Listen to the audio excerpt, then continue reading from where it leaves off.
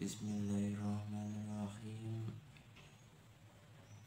Assalamualaikum warahmatullahi wabarakatuh. Baik, saya di sini dari kelompok 26 mata kuliahan pengembangan kurikulum. Dosen pengampunya itu Dr. Miftahul Ulum, Magister Pendidikan. Dan di sini saya akan menjelaskan tentang model kurikulum humanistik.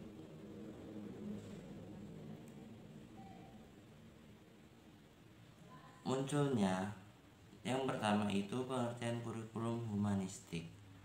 Munculnya teori pendidikan empiristik merupakan cikal bakal dari munculnya pendidikan humanis yang kemudian diikuti dengan kemunculan kurikulum humanistik. Hal ini dikarenakan sama-sama mengakui bahwa dalam setiap diri manusia terdapat potensi, dan potensi itulah yang akan dikembangkan melalui pendidikan. Pendidikan humanistik merupakan model pendidikan yang berorientasi dan memandang manusia sebagai manusia humanis. Humanis yakni manusia ciptaan Allah dengan fitrahnya.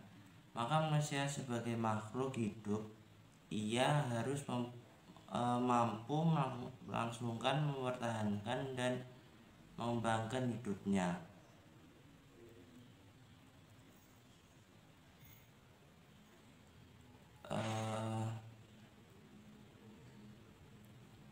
Seperti yang telah diuraikan di atas bahwa kurikulum humanistik berawal dari aliran pendidikan empiristik, kemudian lahirlah pendidikan humanis dan lahir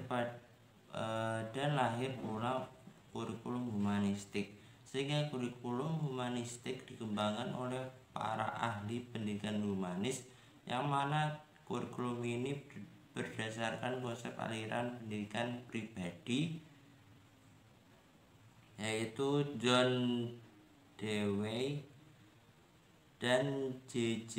Rousseau, yang mana aliran ini telah memberikan tempat kepada siswa. Artinya bahwa aliran ini beranggapan bahwa manusia adalah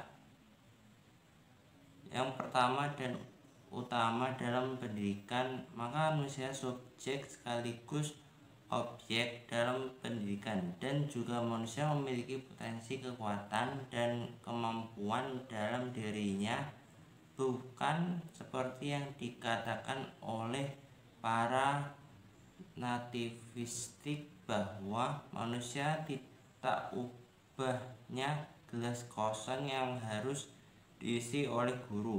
Para humanis juga menganggap bahwa manusia atau individu merupakan suatu kesatuan yang utuh dan menyeluruh, sehingga berangkat dari sini pendidikan diarahkan kepada membina manusia yang utuh, bukan saja segi fisik dan intelektual, tetapi juga segi sosial dan afektif.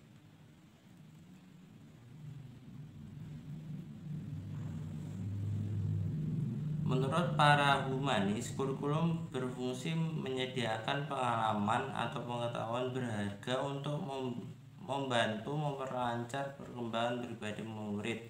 Tujuan pendidikan adalah proses perkembangan pribadi yang dinamis dan diarahkan pada pertumbuhan, integritas, dan otonomi kepribadian.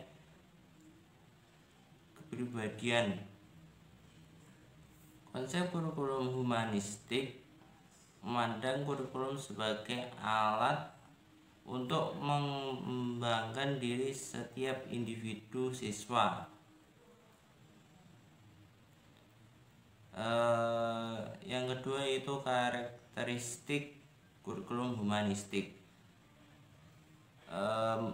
Beberapa karakteristik yang berkenaan dengan tujuan, metode, organisasi, isi, dan evaluasi. Baik, di sini saya akan menjelaskan yang pertama itu tujuan.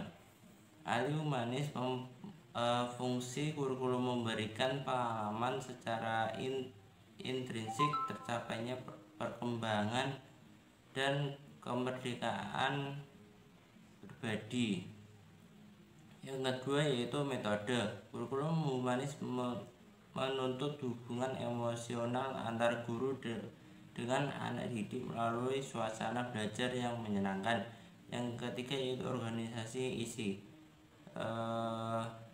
Organisasi kurikulum humanistik terletak dalam integrasi, bertujuan untuk mengatasi kurikulum tradisional yang berorientasi pada materi yang gagal dalam menghubungkan psikologi anak. Yang keempat yaitu evaluasi. Kurikulum humanistik lebih mengutamakan proses daripada hasil, artinya apakah aktivitas belajar yang dapat membantu anak didik menjadi manusia yang lain, terbuka dan mandiri.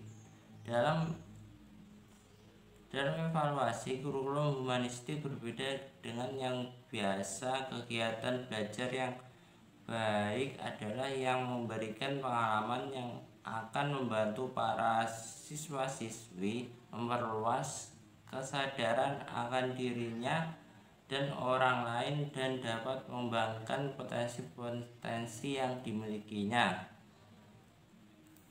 Yang ketiga yaitu relevansi dengan tujuan pendidikan di Indonesia.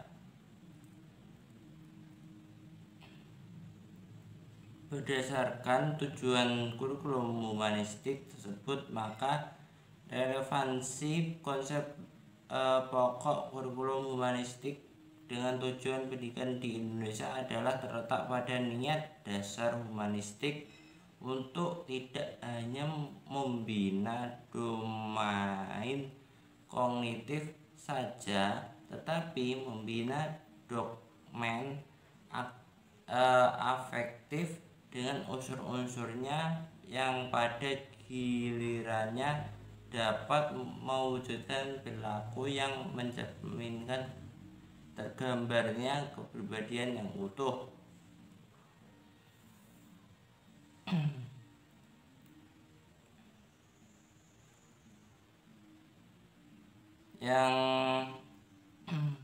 Yang pertama yaitu konsep dasar kurikulum humanistik yang bertujuan untuk mengarahkan dan membina manusia yang utuh, bukan saja segi fisik dan intelektual, tetapi juga segi sosial dan afektif. Yang kedua yaitu pendidikan humanistik menekankan peranan peserta didik. Pendidik merupakan suatu upaya untuk menciptakan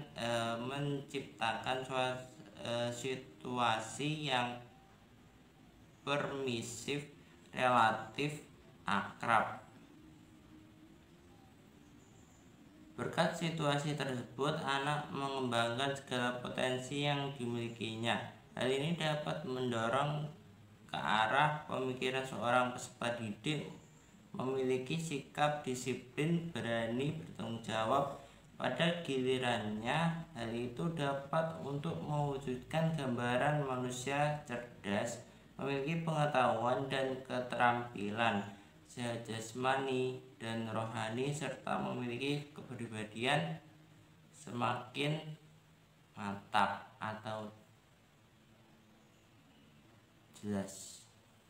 Sekian penjelasan dari saya.